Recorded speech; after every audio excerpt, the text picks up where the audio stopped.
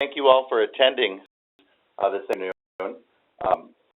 Like I said, I'm going to go through the agenda and a little background and pass it to Greg, who's going to do a demo.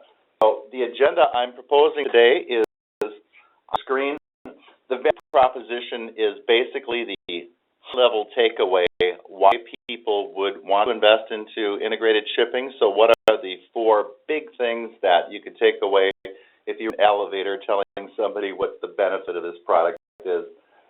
A compelling solution, what is basically the features and benefits, because we're going to be talking about the workflow and showing that in our demonstration. I am taking a little time during this section here just to talk about some of the features that we won't be showing during the demo, but are important to note. Needs and requirements refers to the licensing, how the product is priced, very high level again, so you have an understanding of just how the product works with the licensing requirements. Your workflow to the different workflows that are offered with, say, EX3 shipping, such as shipping from a sales order versus an invoice. So there's 3 different workflows. We're going to demonstrate all 3 during the demonstration period, and then we'll do the demonstration. So starting with the value proposition. So why buy a product like this? What is the 40,000-foot value proposition? The big things to take away would be you definitely improve cash flow for the purpose or for the reason that the rates that you use for the carriers that you ship every day are in process shipper. We use web services to connect to the small parcel carriers like UPS and FedEx, for example. And rates, your counted as well as published rates are available to us, and waiting until the end of a month to get carrier invoices so you can invoice your customers for the shipments. All rates are in the system as well. You tell us who you use for trucking. Those rates are in there. This is how this reduces expenses. You'll find the productivity improvements roughly 3-fold with a product like this. And if you are perhaps acquiring the assets of another company or maybe a customer base, or you're growing or add another division, you will ship so fast that basically you won't have to add any more resources to the shipping department. The whole concept of a full-time equivalent. Reducing errors is just one with a product like this because of the bidirectional integration. Everything starts with Sage. It's set up inside X3, and the information is pulled into the shipping department by a scan of a barcode. So there's no double entry, which therefore inherently reduces errors because you're not retyping anything. Mistakes that might have been made related to a third-party account or what have you is eliminated or reduced because you're actually getting it in from the ERP. Increasing productivity. An easy takeaway for this would be thinking about an LTL shipment. They may go to a website, get some rates. They may call around. They have a way to do a bill lating. They might have a book or a template, and then fill it out. All those steps that they go through could take up to 20 minutes to do an LTL, and you'll see during our demo when we're talking about shipping integration, you could literally do it once you're good in about a minute. So productivity enhancements is very fast.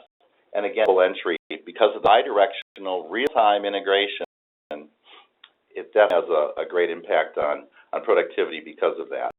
The product itself, some of these features that I wanted to talk about prior to going through the demo. Understand that this is a multi-carrier shipping application. So in the shipping department, they'll have one screen that the shippers will ship carrier they use. You simply would choose your small parcel carrier, your regional carriers you're using, the LTLs you're using if you're using any, and then truckloads. So the carriers that we have in the system here that you choose from are UPS and FedEx, DHL, USPS, and then Canada Post if you're a Canadian customer. Carriers would be companies like Speedy, OnTrack. So Speedy is one of these companies that's in the Midwest, and they compete then with the UPSs with small parcel shipping, OnTrack on the West Coast. LTL, again, tell us who you want to use for LTL carriers. LTL carriers that are in your system. So typically people use 3 to 5 LTL carriers. They favor LTL carriers over and over again so that they push their volume through them and then get their tariffs or counts better instead of spreading it across too many carriers and their load.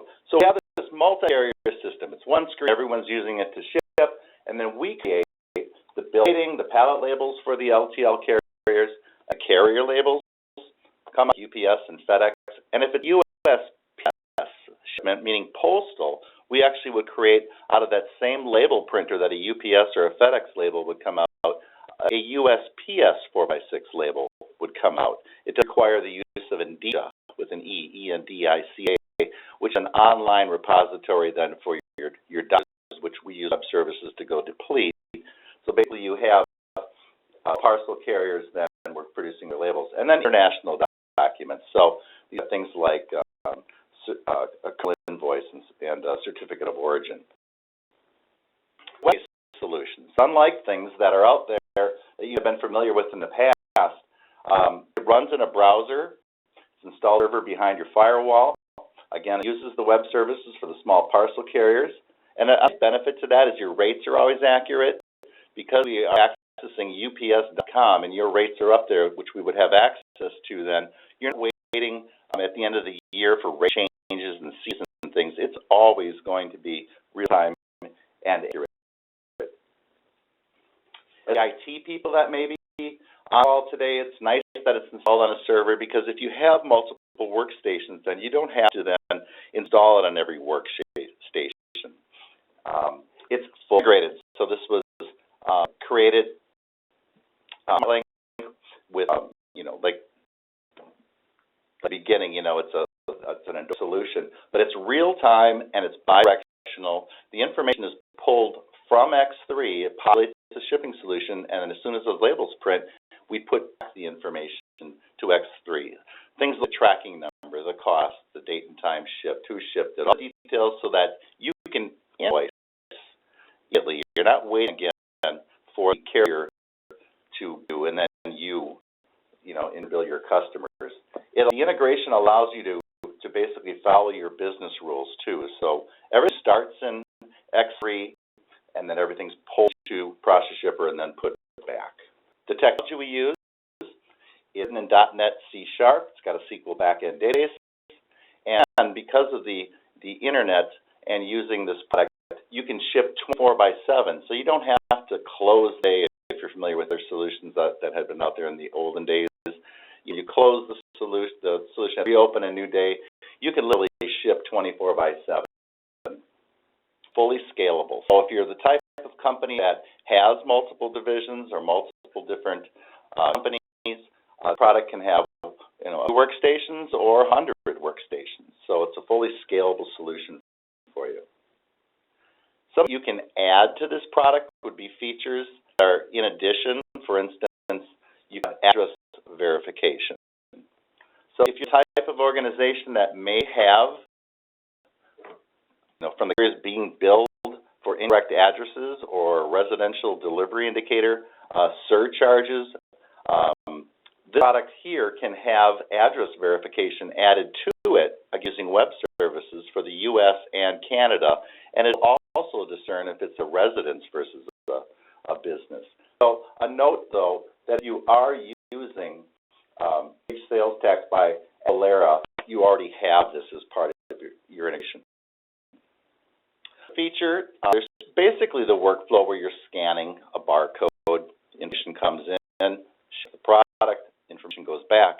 However, companies may have a workflow where they have a spreadsheet from their customers. Some common names for this would be like a drop ship list, batch, a distro.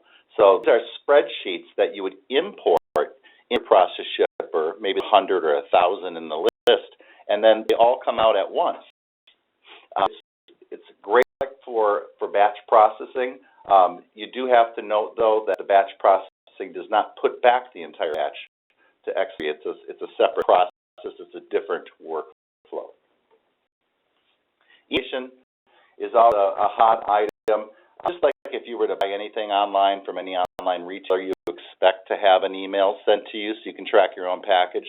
Process Shipper does the same thing. We actually have an embedded in packing list right into the email. So as long as there's an email inside X3, an email will go out with details about that shipment, including a link, so your customers can track their own packages. And it's nice because it also cuts down on calls into customer service asking questions about, did my product ship when and where, and customer service going and calling shipping looking into it. This is all done with email notification up front. We all can attach a PDF for our documents or PDF. So a packing list PDF would be attached to this email as well. Shopping is a feature of this as well. If you're maybe a few LTL carriers in the system, you want to compare those carriers' delivery times, their days in transit against each other, and see how much it would cost to ship one carrier versus another and have that extra information about days transit. That's what this product can do for you as well. Comparing small parcel package service levels is also very popular. So an example would be you'd have a salesperson that maybe go into the shipping department and say, I need this to go up next day, and the shipping people do that for them. But then there are choices. If you look, next day it has a couple of different service levels. Getting there before 8 a.m. and then, not getting it there that early, but still next day could save you up to $4 in this example. So rate shopping is very popular. It's a very powerful tool. Shipping is a feature of the product as well. Shipping is where you have a different return address on your label. So you're from a location, but you want that return address to be different from where you're actually shipping it from. Party automation is also a really common thing where you're using your customer's account number and their rates, but you don't want to make the mistake of actually using your rates and your account. So we actually automate the bringing in of the third-party account information when that barcode is scanned so that you do reduce errors and not make a mistake in that way. So the next on the agenda was to talk about the needs and requirements, and that's basically how the product is licensed. And everyone's going to have a little different scenario because you might have one location or two locations. You may have one carrier versus another company uses 5. And the big thing to first discern is, are you going to be shipping small parcel only, or are you also going to be shipping trucking, like an LTL, less than load? So the difference is a gold package and a platinum package. The gold package is small parcel only, so that's UPS or FedEx, DHL, USPS. Those are small parcel carriers. And then when I add companies like UPS Freight or Roadway or CCX, those types of carriers, the pallet shipments, then you upgrade to a platinum solution because then we create your bill of lading for you. The only difference is adding trucking or not.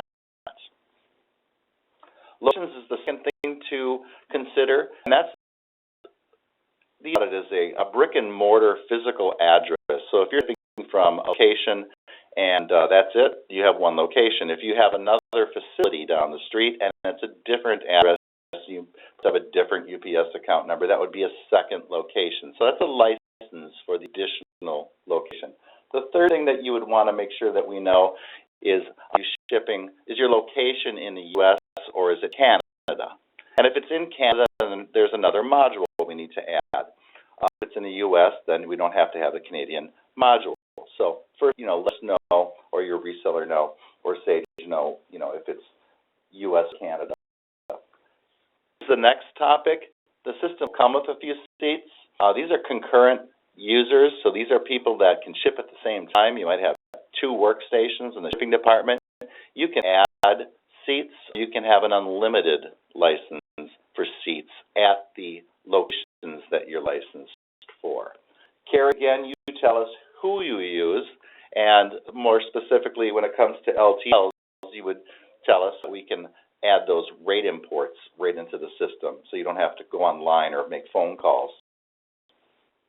This is then the third, another thing, and that would be the example I gave, for instance, of the address cleansing software. That would be something we would add on to that.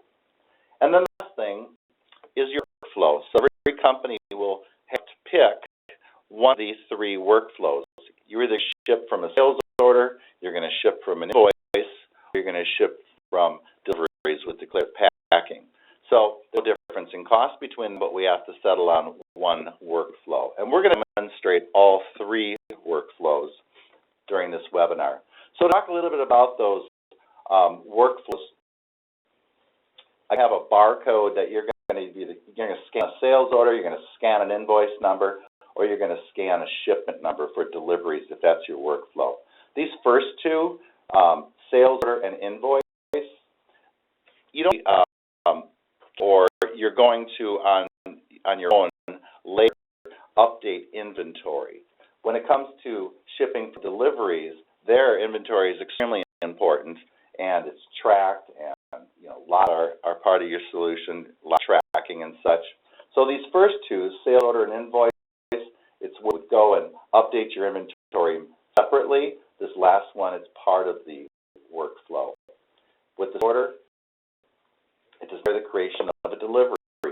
With the invoice process, it does not require the creation of a sales order or a delivery.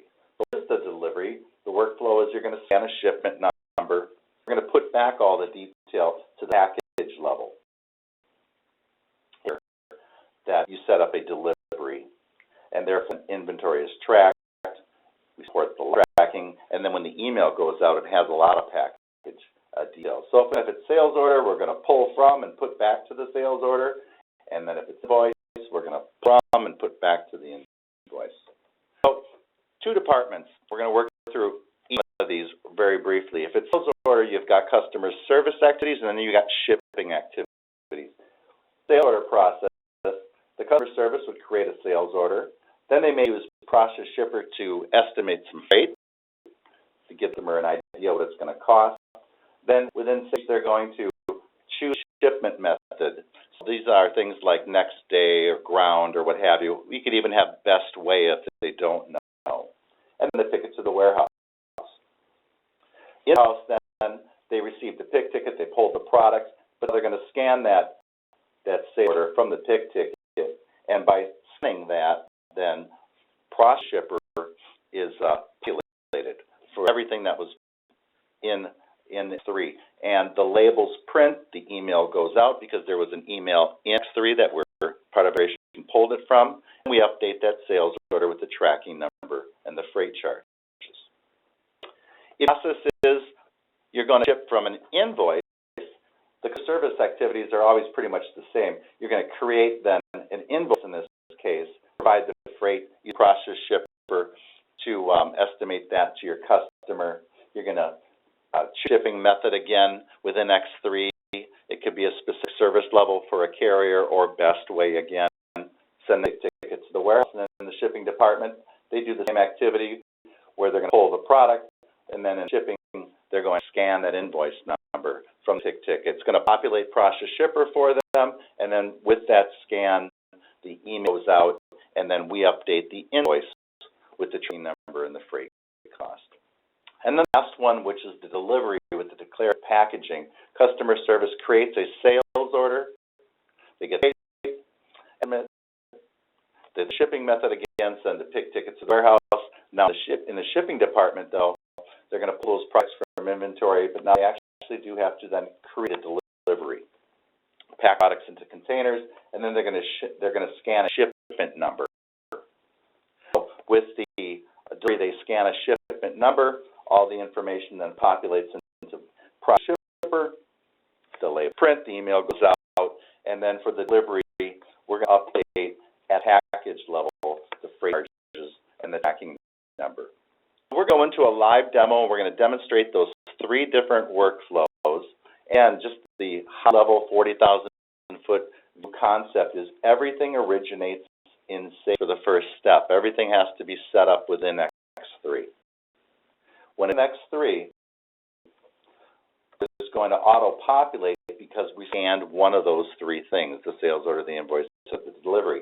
And then all that address information from Sage, the shipping method, the payment terms, the email, all that's going to come from Sage, populate the shipping computer's PC, so it has to re-enter anything, and can change it if they want at the time of shipping. But we're going to auto-populate with what was set up, labels print, and then following the integration, we're going to put back to Sage the tracking number, freight charges, date, time, weight, all that detail. So what we'll do now is we're going to, and Jeff, if you'd give Greg Billinghurst control, he's then going to run 3 different scenarios back to back.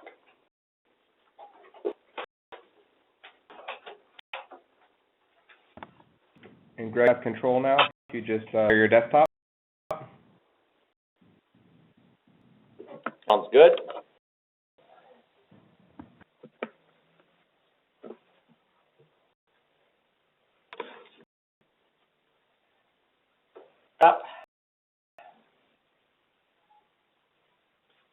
Going to do a ship order in proper, and then we'll do a shipment that's coming from an invoice, so the customer is going direct to invoice, and also do a shipment that's going through a delivery with declarative packing.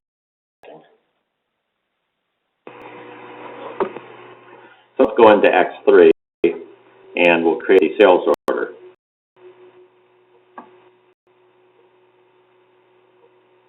Reference number, which typically will print on the label. This is typically the PO number of the customer, the one they're submitting. And we'll sell this to Wagon Inc.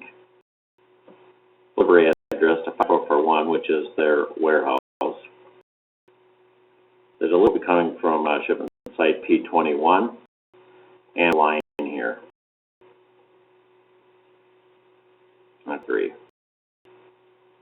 Excuse me, 2. Customer service will look at shipping information, your state shipping, and for the address, they're not using blind shipping, and the billing option is shipper pays. We also have the default carrier is UPS. The freight is not prepaid, and it's not a residential address. Ask the customer if we can provide some other freight rates to them on UPS ground. So now I'm going to get a quote and look at the UPS rates from Emerald to the customer.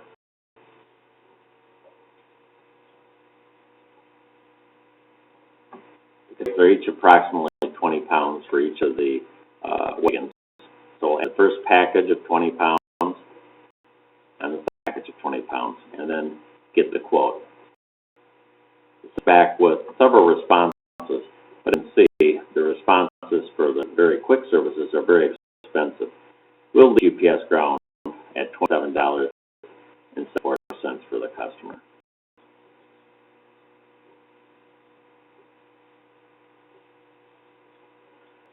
We'll save and create the record.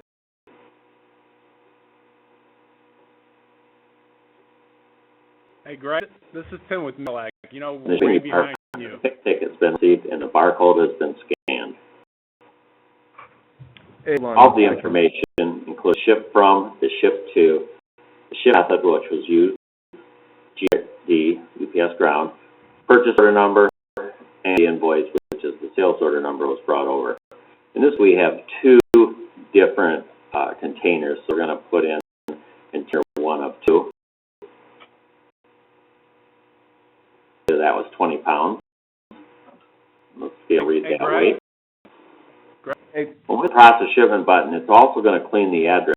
Greg, and just hold on just 1 second. 331 Ferry Drive to 331 South Ferry Drive, and it added the zip code of Plymouth. Greg, hold on 1 second. For approximately $12. God, there's our, I'm just getting a little bit ahead. UPS labels. Okay. These directly to a thermal label printer.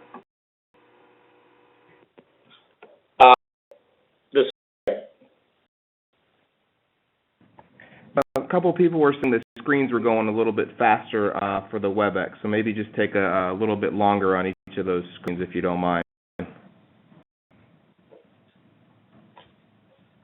Right here. Back page. We're way behind. Look at the order again. You guys, sorry, whoever that was talking, you're way behind. Is the screen not moving forward for you, or is it just? No. It's not moving. Well, it started moving again. but It's trouble and it freezes up. The best thing is to close out the application and restart it. Sometimes it'll just freeze up. I don't know why. We will have this whole recording available if you did want to see it, at your own leisure. Yeah, the slide's available as well. Great, let's get going. Charges. Invoicing now are set to $55.76, and that can be a markup fee or actual or published. And we have our tracking numbers back side of Sage. I'll let a new invoice. The customer has given us a reference number to put in, which is a number. We're selecting Wagons Inc. It's shipping to the Water Distribution Center and ship one wagon.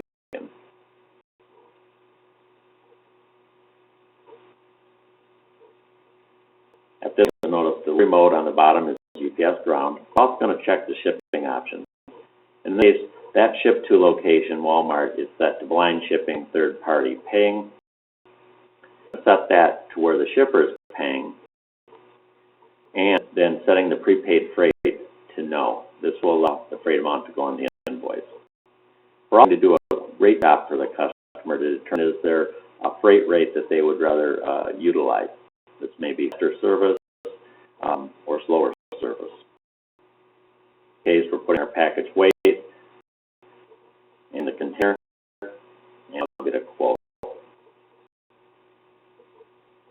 You know that the prices vary greatly based on the service level. In this case, we're going to leave it set to the UPS ground.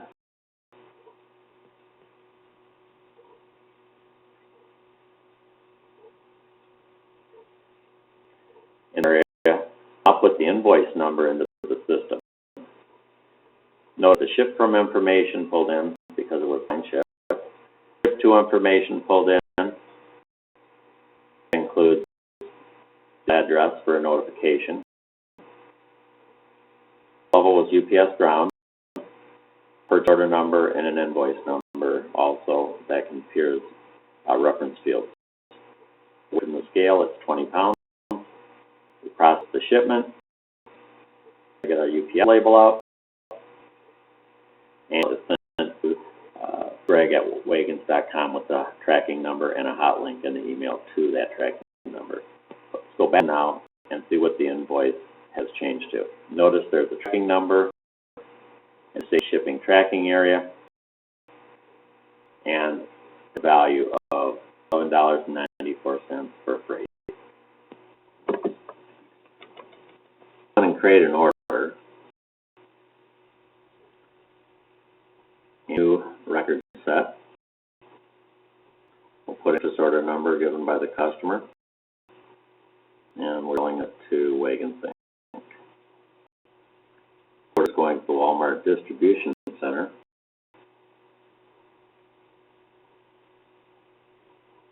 And we ship from location P21. And we'll wagon product to this with a quantity of 3.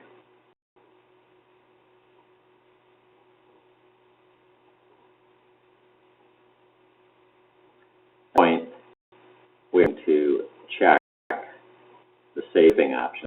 And as you can see, this customer shipped to record has a ship turned. Also the billing option of third party. And on third party billing option information, the last field is the account number for UPS. Because UPS, their non-ECODs delivery types are set to weekday, and the freight is prepaid. It is not a residential address, and we don't need any delivery confirmation.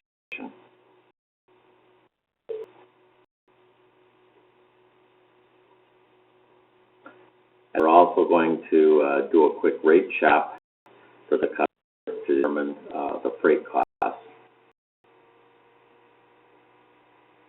We're going to do the rate quote of UPS, and the customer zip to zip code. to the wagons. They're approximately 20 pounds. Add 3 packages. And the Get Quote button. The options that come back are anywhere from $274 to $40.11 for UPS ground. And we'll leave UPS ground because of the lead cost factor. At this point, create a delivery. The 3 wagons. We'll do the declarative packing.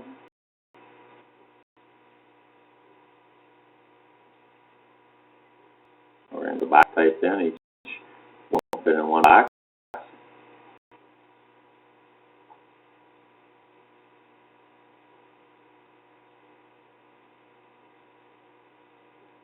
In this case, we're going to put in one into the first box.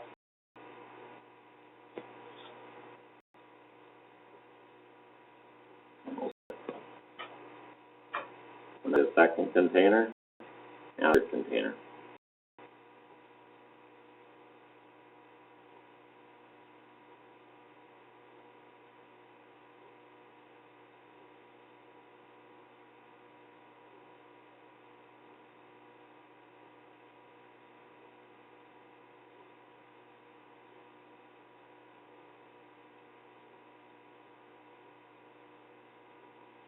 And at the point, we've got all 3 containers packed.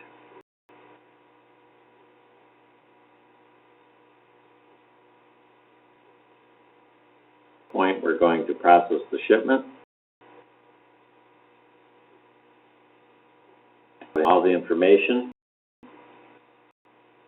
To complete the shipment, notice the ship from was set to Wagon Inc.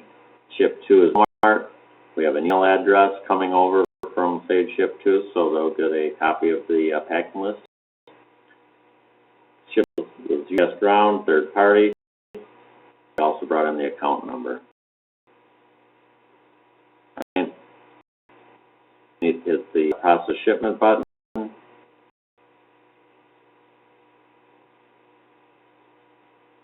Also come out.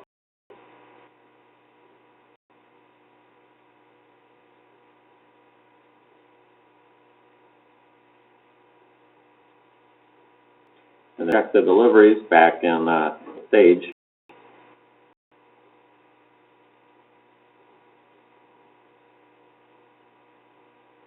Most of the tracking numbers back.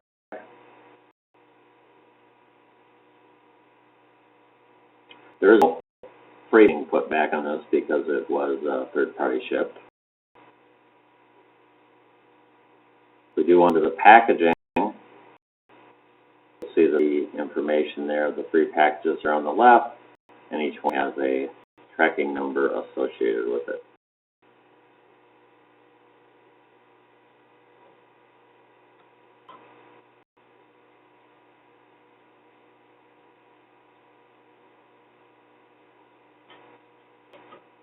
An email was also sent out to gregwagon.com.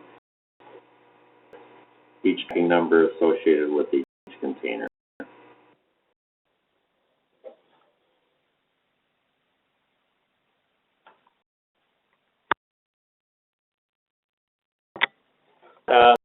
You can go over and look up what you need to do, and we can questions. Okay, I am. Thank you. Okay, let me just go to it. Not finished yet. 1 minute, please.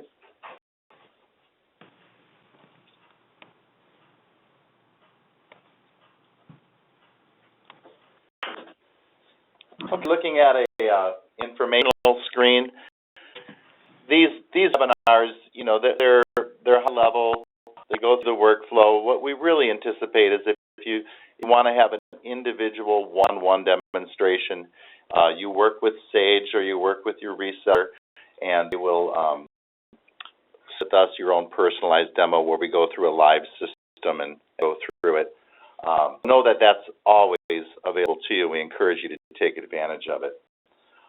So talk to your business partner, talk to your Sage representative if you want to schedule anything.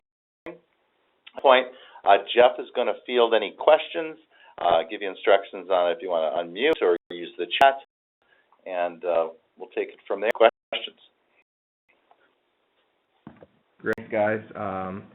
If anyone, I did get a bunch of questions to the chat window, but at this time, if anyone wants to ask an audio question, feel free to press *6 and ask away. Or if you're shy, you can still type it into the chat window, and I can ask them from there. Hi, Karen from Arkwright. What versions of Sage does this work with? For 6.5 with 23. Does it work with version 5 at all? No. I'm 6.5. Okay, thank you. This is Joseph at Satellite. And I have questions, but first off, once the shipment is processed, all the information is input to the sales order, invoice, etc. How difficult is it to delete this information if need be? Say the customer changes the order, cancels, and would it pull all that tracking info out to be reprocessed again?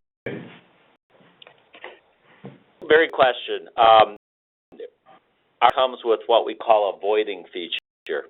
The voiding feature removes all the tracking numbers and freight charges and basically resets the data back to the way it was before the shipment. So, a lot of customers, maybe in the morning they ship something out UPS ground, and the customer calls and says, "I need it tomorrow."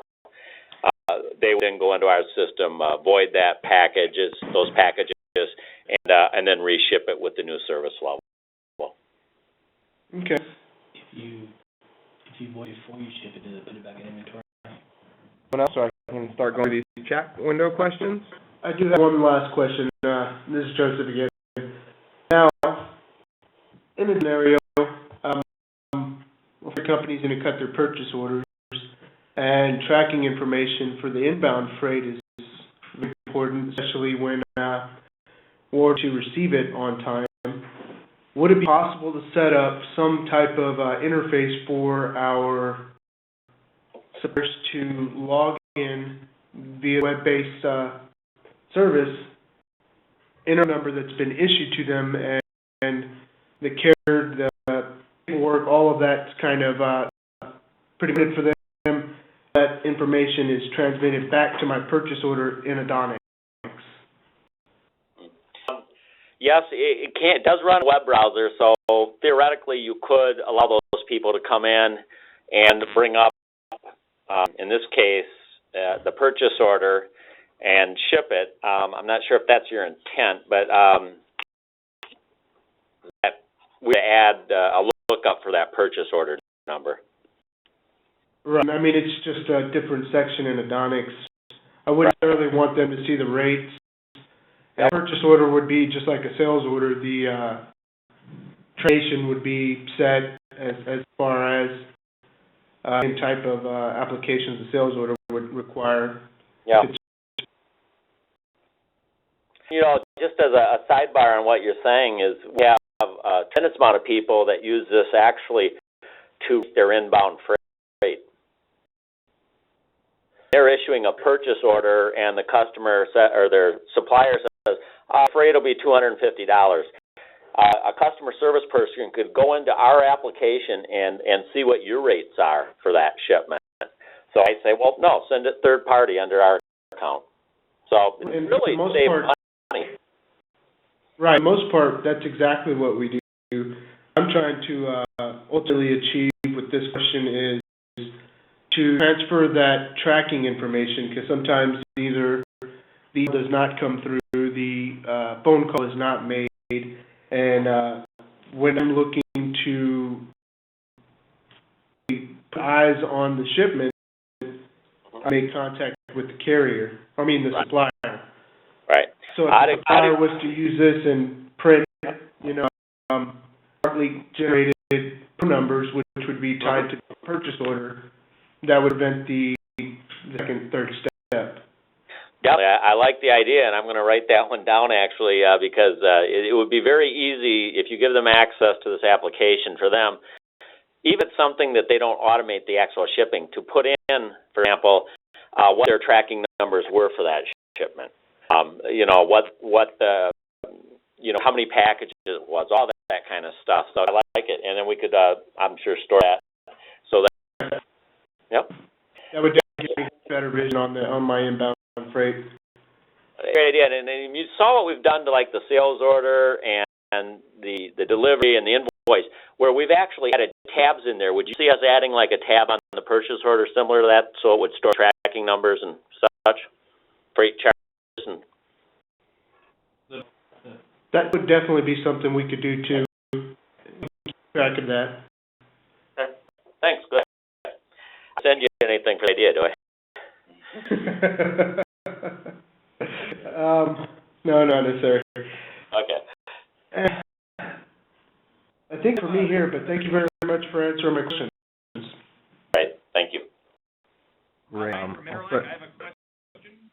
Going through some of these chat window questions as they are coming in here. Can the solution interface with Salesforce? We use X3 for our ERP. For sales shipments, we use Salesforce to ship samples. We don't have a standard integration today to that. We are planning on cutting it very soon to Sage CRM, and you know, that's one of our in our plans. This can be hooked up to virtually any system, so we're limited. We're just really limited by how much we can get done in a period of time. And our first goal was we did the 100, the 300, 500, and X3. So that is on our plans. Let's see. Can one copy or one of SmartLinc be used with multiple company X3 folders? No problem. Okay. Are the SQL tables for SmartLinc added to the X3 SQL server? No. Right. How are updates done to SmartLinc, and how often? Well, typically we have two areas that we have to comply with. Obviously, we're certified by UPS and we're certified by FedEx.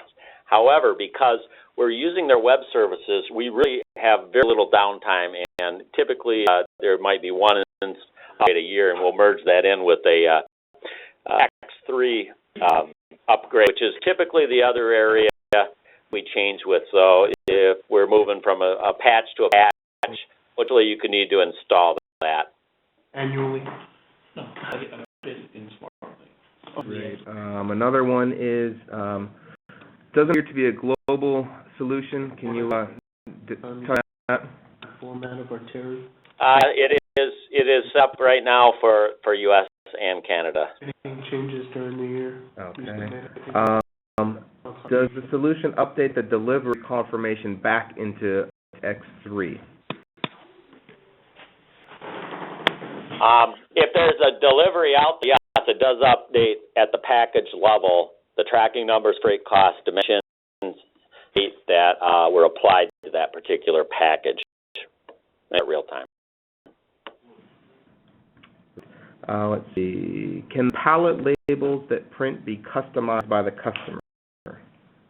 It's a depends question. We typically, if you're going to have a tremendous amount of what we call specific pallet labels, we would then hook up a product, perhaps like a bartender or Loftware, to actually create those labels, and you can create them all day then.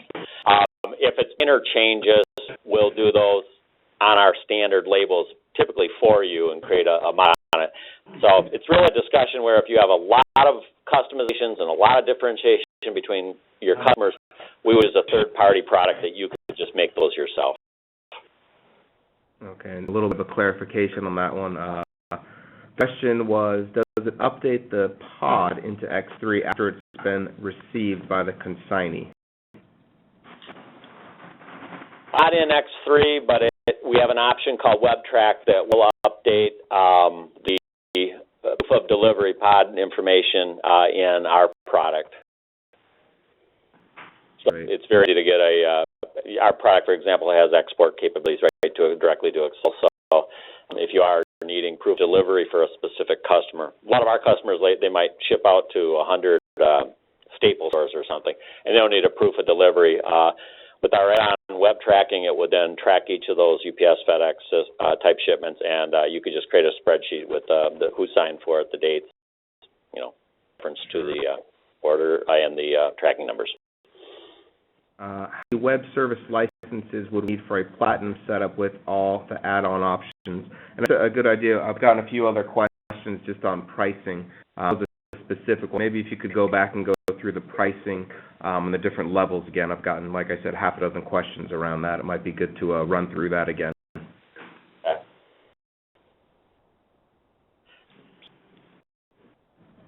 As far as the actual licensing, I'm going to have to go look up our notes on that. I don't have that right in front of me. But Scott will go over, again, questions on pricing. Mm-hmm. So first takeaway is work with Sage or your business partner to actually create your quote. The level overview of it. 1 minute, please. So, why Jeff with the specific question?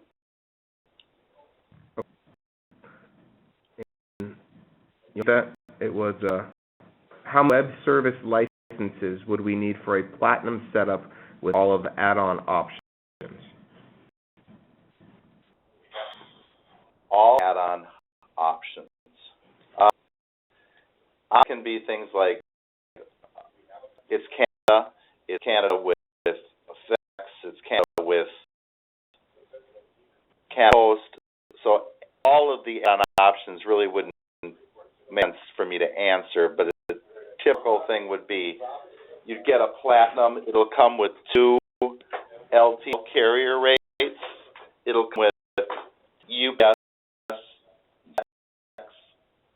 and add USPS to it. So it's too complicated of a question to just answer, because the way the product is built is that with pricing is you've got a base system, and then every company tells us who they want to use for carriers, and build it. But it literally won't take long if we would just do a one-on-one call line or to your reseller. Great. That came in as around export documents and processing. Can you explain how this would work in terms of freight forwarder information? Typically with, Greg? Well, we basically create, we can create your commercial invoice, certificate of origins, those documents. And then freight forwarders, we typically will, on our screens, you can select, if you like, I have a default one that you're using all the time. We have storage space for that in the system to basically allow you to select that forwarder. Jeff, can you hear me now? Yeah. Great. This is Linda Cade. Back to the question about the number of web service licenses that you would need. That really depends on the number of users that are using the solution simultaneously. So the rule of thumb is if you're going to need a web service license for every 20 users that are be accessing SmartLinc simultaneously. So 20 for every 20 seats, you would need an additional web service license. And Linda Cade is in product management for X3. She's not someone just jumping on and giving out information. Want to try that for the audience. The last question I got was, do you do labels for Amazon? No, at this point we do not. Okay. And that's the last of the one more just came in. Can you touch on the timing and resources needed for implementation and kind of how long that typically takes? Guys, I hate to interrupt real quick, but I just came up with a last-minute question. Sure. I know about locations, returning licenses. One scenario where we have CSRs across the United States that are in different regions, different states, some work out of their house, some have an office. Would they be able to still quote their shipments, not really process it, but the service to enter their sales order, even though they're not at the quote-unquote locations. Greg, yes, as long as you define your shipping locations. If you have two warehouses, let's just say one in the east, one in the west, definitely they could be all over the country. If you had our unlimited license, they could come in and select one of those two locations they were shipping from. All right. Thanks. Great. I guess the last that came through here, I'm trying to see if I missed any on accident. I think that all of them. I did want to say for those on the call, if you want to text or send a message into the chat window to me if you want me to send you out the slides, this would be a good time to do that. And also this will be your last chance to ask a question of Greg and Scott here.